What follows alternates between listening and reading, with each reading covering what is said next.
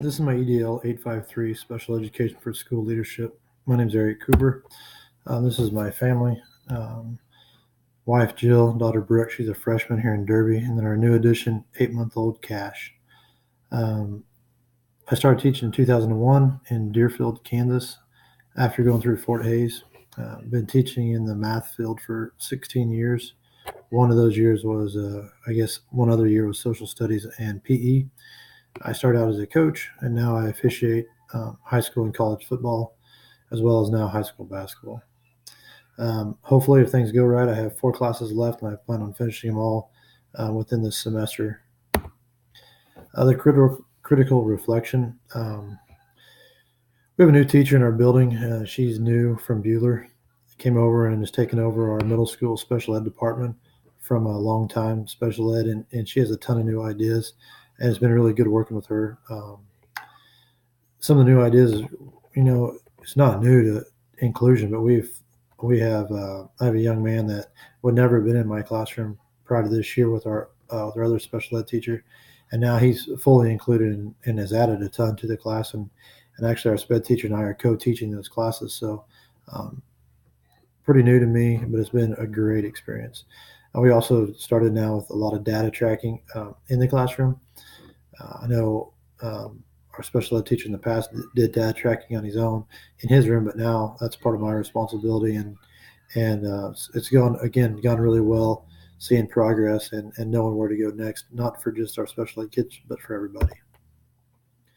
Personal understanding, I've grown a lot in this field in the last couple of years since working on my master's, and knowing I need to do it, and then working so that I could help with it as an administrator.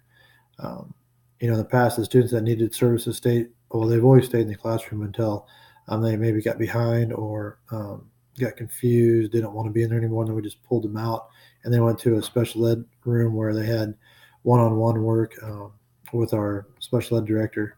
That's now changed.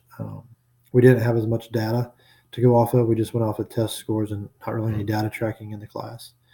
And that's changed. And now one of the things that I've done in the last couple of years, I've spent more time working with our IEP kids, students, and our 504 students myself, and our para works with the general ed kids, and that seemed to work really well. School improvement. Some ways that I could see that our school can improve in this area would be in services on the new data, in service on more inclusion, the ideas of inclusion and how that looks in a classroom, cooperative learning groups, just a lot of different ways that we could improve from a professional standpoint. We can involve the pairs more and special education more in their IEP. In the past, our special ed teachers kind of just written the IEP, and then never really checked back to see if all the teachers were following it or not. And looking back, that definitely wasn't the best policy, and so we need to do a better job as a school to make sure that all the IEPs are followed. And if we don't follow it because we don't think it's necessary and the kid's doing without it, then adjust to amend the IEP to where it is beneficial to the kids. Then we need to always reflect back on the plan and the actions in the classroom. The other thing that we could do as a school, and we do a good job, is work closely with our special ed co-ops. Rumor is that our special ed co-op is going to change here in the next year or two. That's kind of worrisome because we have a really good co-op, and you just not knowing which direction that's going to go is kind of scary. Funding, don't know much about the special ed funding. I talked to our principal the other day about it, and the funding we get for our special ed kids goes directly to our co-op, and the co-op puts it in a big lump sum and then funds our needs, the other schools' needs, where they feel it needs to go. Some of our special ed kids with greater services, they actually are transported to a different school to where the staffing there is appropriate for what they need.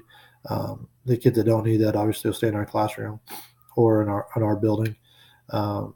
There's a lot of times at the beginning of the year we show need for additional staff, and the frustrating part is we know it, our special ed department knows it, but it takes a lot of time to get the data and get the co-op to agree to have us another para. And I know that's a lot to do with funding, and every district wants the exact same thing. So I'm looking forward to see how the funding of special ed is and how we can use it the funds in our classrooms. Thanks. Have a good day.